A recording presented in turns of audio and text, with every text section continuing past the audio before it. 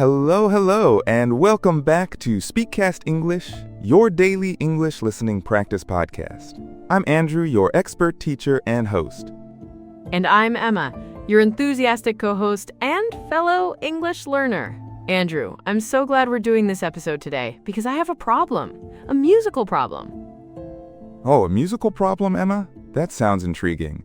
What kind of musical conundrum are we facing today? Did you accidentally download a polka album instead of pop? Worse, it's about explaining my music taste. You know, when someone asks, what kind of music do you like? Or who's your favorite artist? My mind just goes blank. I always feel like my taste is so specific, or maybe just hard to describe. Ah, the classic "my taste in music is hard to explain" dilemma. I know exactly what you mean. It's a common struggle, not just for English learners, but for native speakers too. It's like trying to describe a dream. Exactly. I end up saying something really boring like, oh, I like everything, which isn't true. Or, I like pop, which is only a small part of it. And then the conversation just dies. It's so awkward. That's a fantastic point, Emma, and it's a perfect example of how small talk can sometimes feel like a big challenge. But don't worry, by the end of this episode, you and all our amazing listeners will have 3 practical phrases to confidently talk about music genres, artists, and even live concerts, and respond to being asked your opinion. You'll never be stuck for words again. Oh, that's a relief. I feel like I've been waiting for this lesson forever. My last conversation about music went something like this. Do you like K-pop? Sometimes. What about you? And then silence. Awkward silence. Been there, Emma. I've definitely been there. So let's set the scene. Imagine you're at a social gathering, maybe a friend's birthday party, and someone new approaches you. They're trying to make conversation. What's one of the first things people often ask to find common ground? Probably, what do you do? Or, where are you from? Or, yes, what kind of music do you listen to? Precisely. And let's say this person is really into one specific genre, perhaps heavy metal, and they ask you, are you into metal? How do you respond if it's not really your thing, but you don't want to be rude? Well, my usual response would be, no, not really. But that sounds a bit blunt, doesn't it? Like I'm shutting them down. It can, yes, it's direct, but it doesn't leave much room for further conversation. A smoother, more polite way to express that something isn't to your liking, without being negative, is to say, it's not really my cup of tea. It's not really my cup of tea. Oh, I like that. It sounds very British almost. It does have a lovely British charm, but it's widely understood and used in American English too. It simply means, it's not something I particularly enjoy, or it's not my preferred choice. It's polite and implies personal preference rather than a judgment on the music itself. So if someone asks, do you like heavy metal? I can say, heavy metal isn't really my cup of tea, but I appreciate the energy. Excellent. See how that opens up the conversation rather than closing it? You've stated your preference, but you've also shown an understanding or appreciation for their taste. It's a bridge, not a wall. I get it. I can even use it for other things, right? Like, running a marathon isn't really my cup of tea. Absolutely. It's a versatile phrase. Now, let's flip it. What if someone asks you about a band or a genre that you absolutely love? How do you express that strong preference? Oh, this is where I get stuck. I usually say, I like it a lot, or it's good, but it doesn't convey how much I love it. Like, for example, I'm really obsessed with this indie folk band from Ireland right now, but saying I like them a lot feels so weak. I understand completely. When you're passionate about something, you want your words to reflect that. A great phrase for this, and one that's very common and natural, is, I'm really into genre/artist. So I'm really into this indie folk band from Ireland? Perfect. It means you're very interested in it, you enjoy it a lot, or you're passionate about it. It sounds much more natural and enthusiastic than, I like it a lot. It shows genuine interest and excitement. So if someone asks, what have you been listening to lately? I could say, oh, I'm really into this artist named Hosier right now. His lyrics are amazing. Exactly. And that immediately tells the other person you have a strong connection to that artist. They might then ask, oh, what kind of music does he make? Or what's your favorite song by him? It keeps the conversation flowing. This is already so much better. I can feel my confidence growing. Okay, so not my cup of tea, and I'm really into. What if my taste is truly eclectic, and I jump from classical to electronic to some obscure traditional Vietnamese music? How do I explain that without just listing every genre? That's a fantastic and very common question. Sometimes our tastes are so unique or varied that it's hard to categorize. You might even discover a new band that you love, but you can't quite put your finger on asterisks why you love them or what genre they fit into. Yes, that's it. I often discover new music on YouTube or through friends, and it just clicks with me, but if you ask me what genre it is, I have no idea. Or how to describe the feeling. For those moments when you know you like something, but you can't articulate exactly what it is about it, or how to classify it, you can use the phrase, "I can't quite put my finger on it." I can't quite put my finger on it. That's a good one. It means I know it, but I can't name it or describe it precisely. Exactly. It's perfect for when you're trying to describe a feeling, a style, or a specific quality that's hard to define. For example, this new band has such a unique sound. I can't quite put my finger on what genre they are, but I love it. Oh, I see. So it's like, I really like this song, but I can't quite put my finger on why. It just makes me feel good. Perfectly used. It's a very humble and honest way to express your appreciation without needing to be an expert in music theory. It shows you're engaged with the music on an emotional level, which is often more interesting than a technical description anyway. This is a total game changer. So if someone asks me about my overall music taste, I can combine these, right? Like, well, I'm really into indie folk, but I also listen to a lot of different things. Sometimes I find a song I love, and I can't quite put my finger on the genre, but it just totally becomes my vibe. That's incredibly well put, Emma. And "totally becomes my vibe" is a great, informal way to express strong enjoyment, showing that the music truly resonates with you. See how much more engaging that is than "I like everything"? Definitely. I feel like I could actually have a proper conversation now. Before, I was just so scared of saying the wrong thing or sounding uninteresting. And that's the whole point of these phrases. They give you the tools to express yourself naturally and confidently. You don't need a massive vocabulary of music genres. You just need to know how to talk about your experience of music. This reminds me of a time I went to a live concert. It was a local band, not super famous, but the energy was incredible. My friend asked me after, "So what did you think of the band?" And I just said, "Good." Sighs dramatically. Good. Oh, Emma, the lost opportunity. What could you have said instead? I could have said, "I was really into their performance. The lead singer had such energy." Or maybe, "The music was so unique. I can't quite put my finger on the genre, but it was amazing live." Much better. That tells a story, gives an opinion, and invites further discussion. You're painting a picture with your words.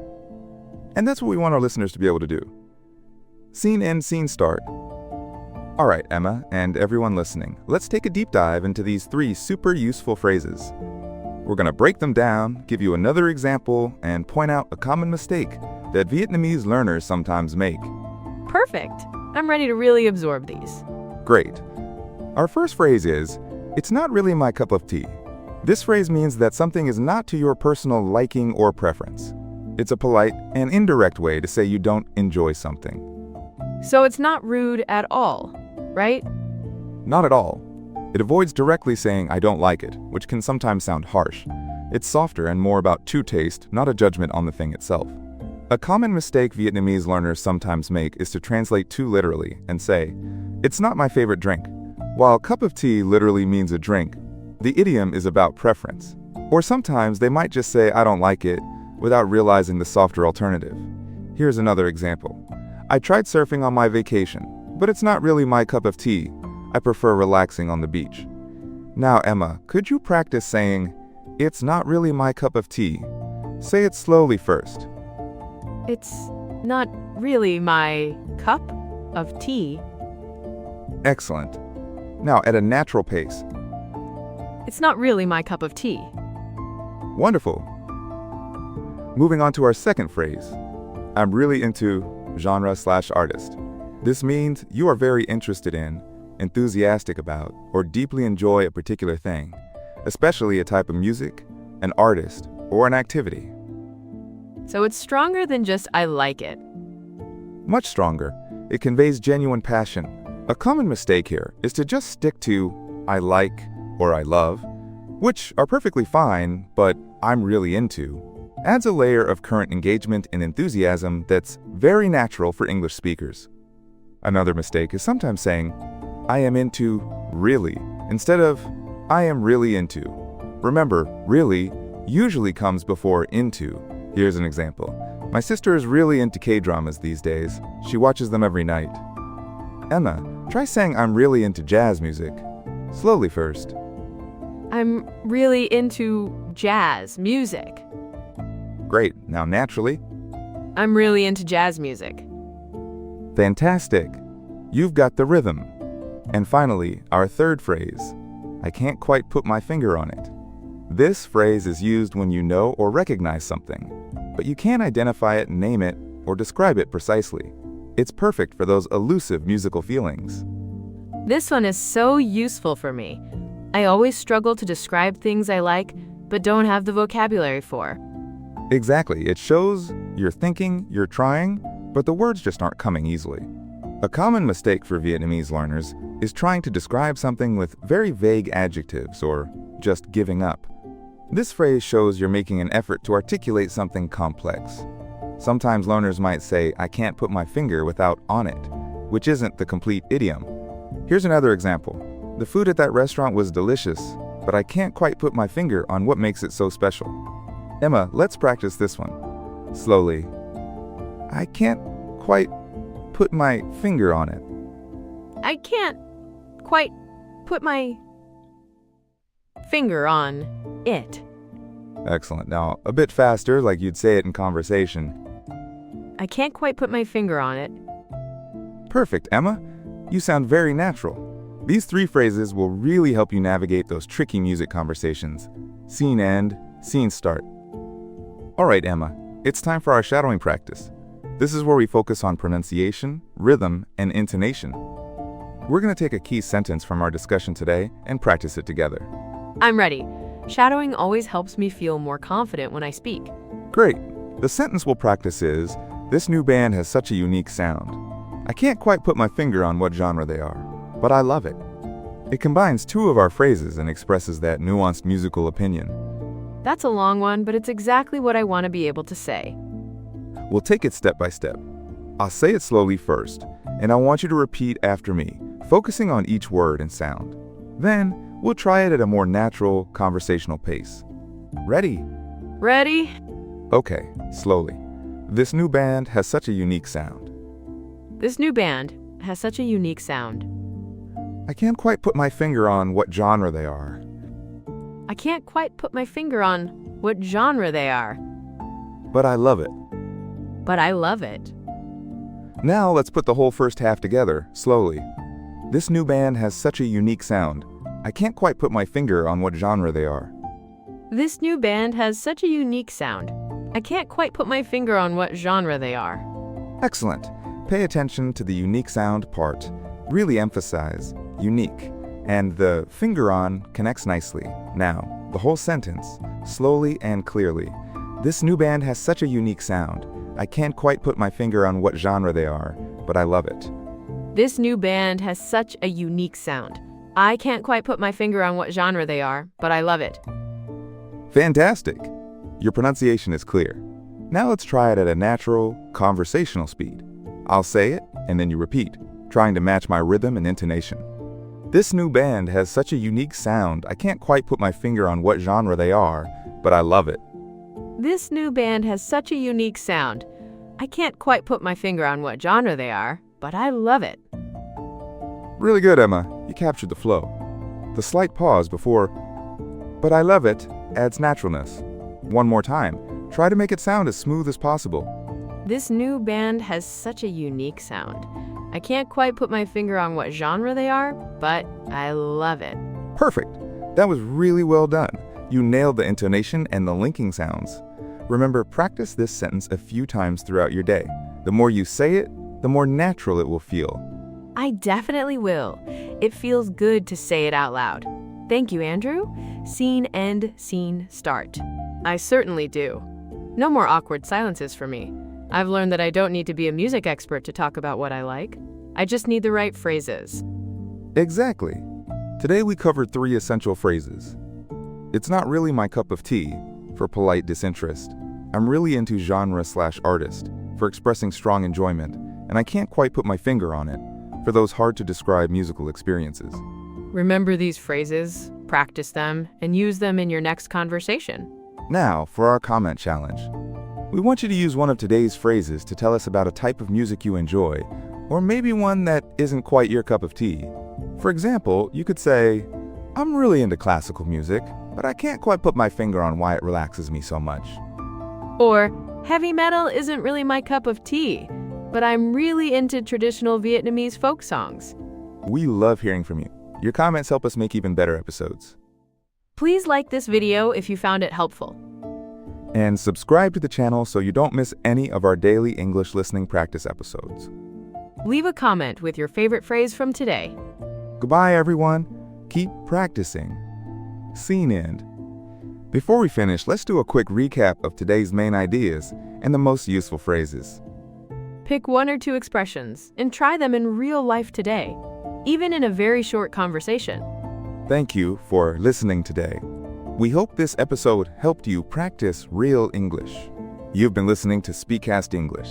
Thanks for practicing with us, and see you next time on SpeakCast English.